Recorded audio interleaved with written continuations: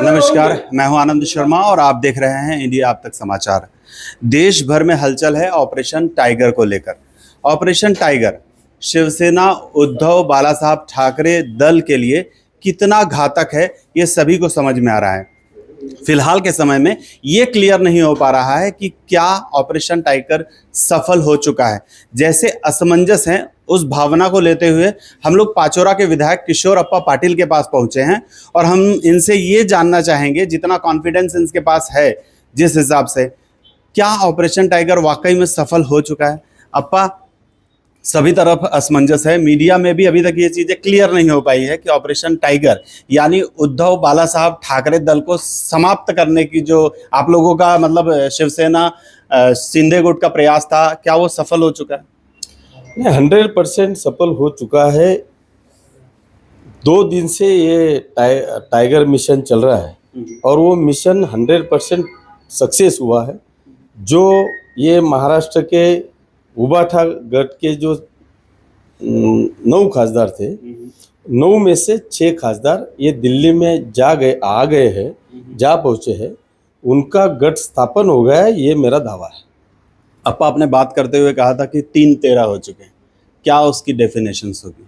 वही 3-13 में यही बोल रहा कि शिवसेना के 2 जो गढ़ स्थापन हुए, वो 3-13 अभी ऐसे हुए कि 13 खासदार ये हमारे पास आ गए और उबाठा तरफ सिर्फ 3 खासदार है। इसलिए 3 उबाठा के और 13 शिवसेना के, इसलिए मैंने बोला कि शिवसेना के 3-13 खासदार हो गए।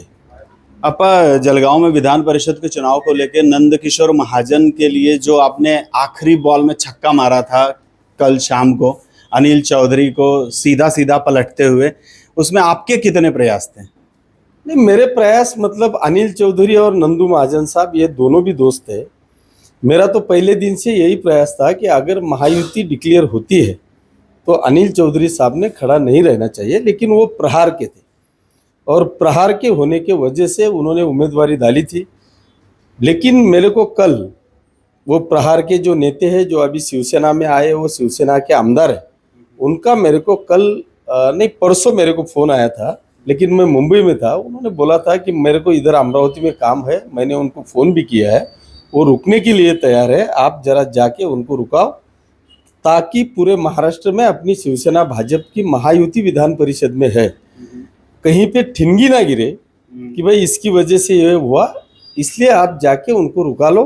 मैंने उनको बोला कि मैं आज मुंबई में हूँ, कल पाचोरा में जाने के बाद में जलगांव जाकर उनको रुका लूँगा। अप्पा, शिवसेना शिंदे गुट में आपके बढ़ते हुए कदम को देखकर आने वाले दिनों में जलगांव में कुछ बड़ी हलचल हो सकती है?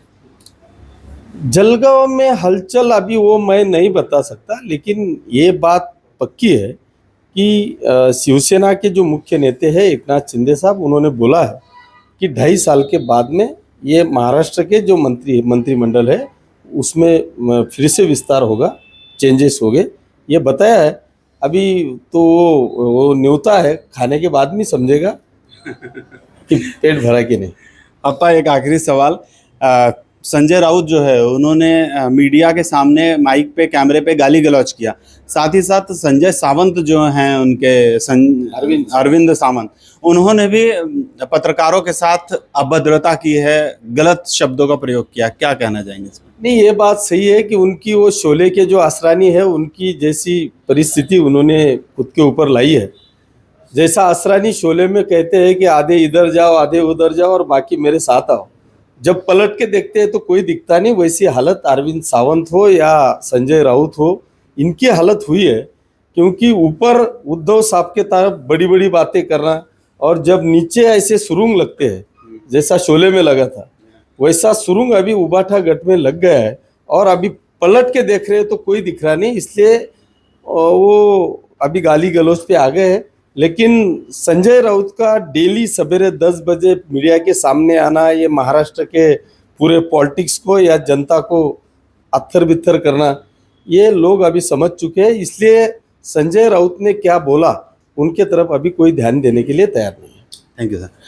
ये थे किशोर अप्पा पाटिल जो ये बता रहे थे कि किस तरीके से सब कुछ बिखरता जा रहा है, खिसियानी बिल्ली खंबा नोचे, ये कहावत आप सभी ने सुनी होगी। और जिस तरीके से पत्रकारों के साथ अभद्रता हो रही है, कैमरे के सामने जो कुछ भी अनाप शनाप कहा जा रहा है, ये मुहावरा और ये कहावत सेम टू सेम उन पर फिक्स बैठती है।